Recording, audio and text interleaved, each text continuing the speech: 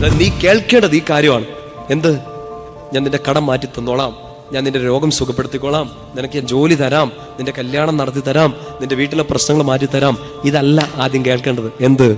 കേൾക്കേണ്ടത് മറ്റൊന്നാണ്. നിന്നെ സൃഷ്ടിക്കുകയും നിനക്ക് രൂപം നൽകുകയും നിന്നെ സഹായിക്കുകയും ചെയ്യുന്ന ഞാൻ ഇവിടെ ഉണ്ടെന്ന്. മനുഷ്യർ നമ്മളോട് സംസാരിച്ചു, ഒന്നുകിൽ നമ്മൾ വീണുപോയി, ഇല്ല കടന്ന് ഉരുണ്ട് പെരണ്ടു. ആളുകൾ പറഞ്ഞ വാക്കുകൾ കേട്ട് നമ്മൾ തകർന്നു പോയിട്ടുണ്ട്, തളർന്നു പോയിട്ടുണ്ട്.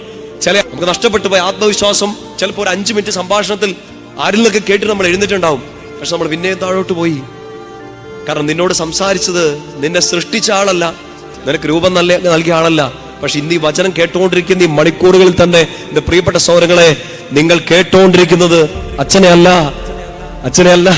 നിങ്ങൾ കേട്ടുകൊണ്ടിരിക്കുന്ന ഈ വചനം നിന്നെ സൃഷ്ടിക്കുകയും നിനക്ക് രൂപം നൽകുകയും നിന്നെ സഹായിക്കുകയും ചെയ്യുന്ന ജീവിക്കുന്ന കർത്താവിന്റെ വാക്കാണ്.